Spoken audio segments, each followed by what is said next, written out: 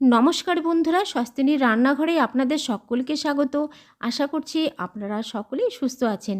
নতুন একটি রেসিপি নিয়ে আমি আবারও আপনাদের মাঝে হাজির হয়েছি। আজকে আপনাদের সঙ্গে দারুণ লোভনীয় স্বাদের চিলি ফুলকপি রেসিপি শেয়ার করতে চলেছি।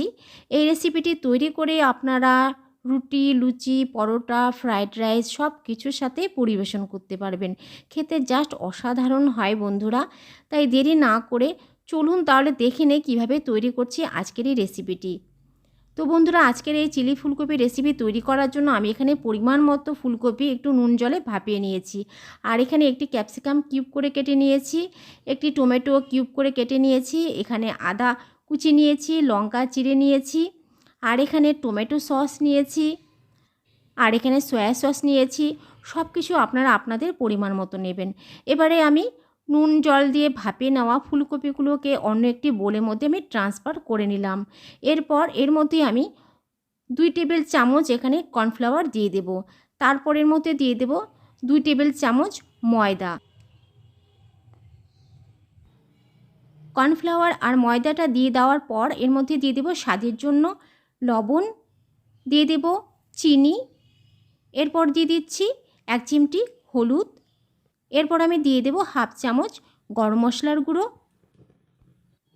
সবশেষে দিয়ে দিচ্ছি 1 চিমটি গোলমরিচের গুঁড়ো। এবারে সমস্ত উপকরণ খুব ভালো করে ফুলকপির সাথে মিশিয়ে নেব। তো অল্প পরিমাণে একটু জল অ্যাড করব, জলটা দিয়ে খুব ভালো করে ফুলকপির সাথে মিশিয়ে নিচ্ছি। তো দেখতেই পাচ্ছেন বন্ধুরা, আমি অল্প পরিমাণে একটু জল অ্যাড করছি। জলটা দিয়ে এবারে সমস্ত উপকরণ খুব ভালো করে ঝাঁকিয়ে ঝাঁকিয়ে ফুলকপির সাথে মিশিয়ে রেডি করে নিচ্ছি। তো বন্ধুরা, দেখতেই পাচ্ছেন আমি খুব ভালো করে দেখুন মিশিয়ে রেডি করে নিয়েছি। এবার এগুলোকে ভেজে নেবার পালা। তো ভেজে নেবার জন্য আমি কড়াইয়ে অলরেডি আমি তেল গরমে বসিয়ে দিয়েছি। তেলটা আমার খুব ভালোভাবে গরম হয়ে গেছে। এবারে আমি ফুলকপিগুলোকে লাল লাল করে ভেজে নেব। তো সবগুলো ফুলকপি একসাথে ভাজা যাবে না, সেই জন্য আমি 2 ব্যাচ করে ফুলকপিগুলোকে লাল লাল করে ভেজে নেব। তো ফার্স্ট ব্যাচে আমি ফুলকপিগুলোকে দিয়ে দিচ্ছি। তো দেখতেই পাচ্ছেন বন্ধুরা, এবারে আমি উল্টে পাল্টে একদম লাল লাল করে ভেজে নিচ্ছি।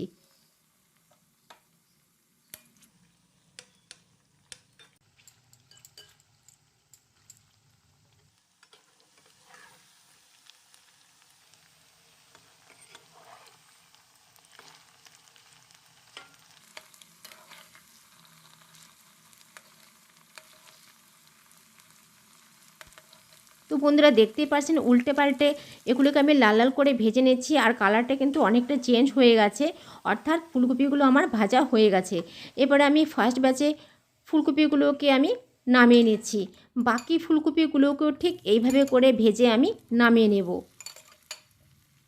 তো দেখতেই পাচ্ছেন বন্ধুরা, বাকি ফুলকপিগুলোকেও আমি এভাবে করে ভেজে নামিয়ে নেব।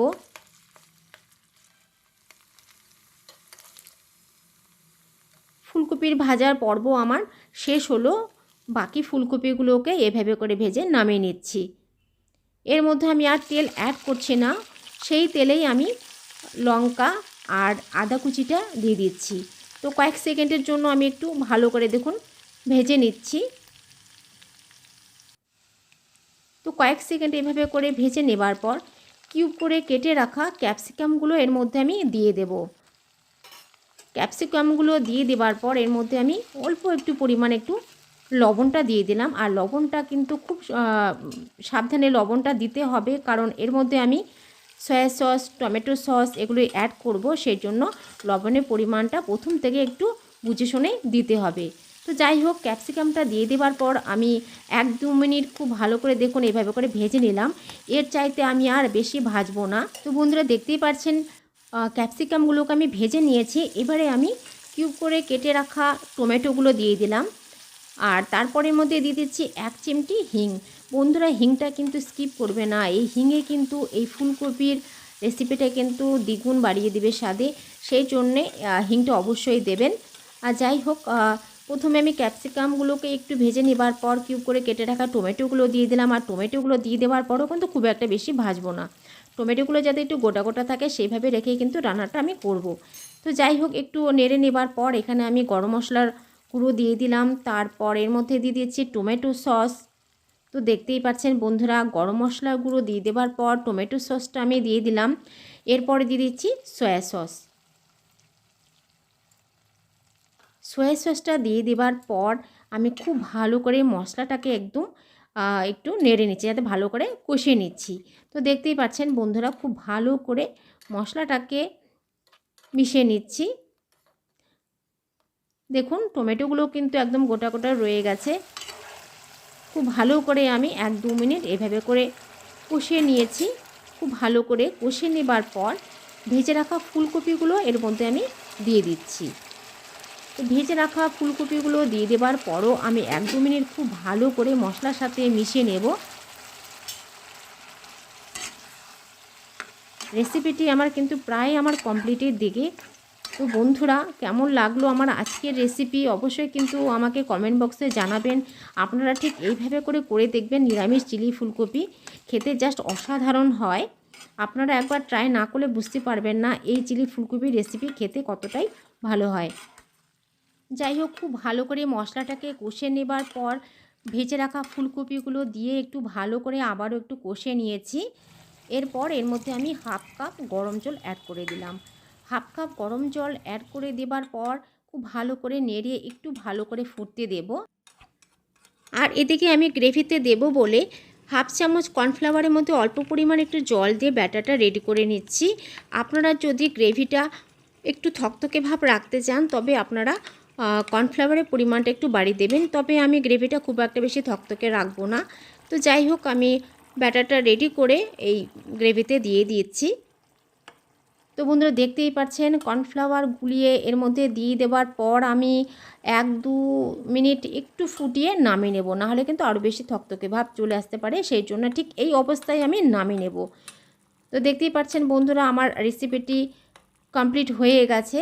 এবার আমি ফ্লেমটাকে অফ করে দিয়ে নামাবার আগে এর মধ্যে আমি কুচনো ধনিয়া পাতা এর মধ্যে দিয়ে দেব।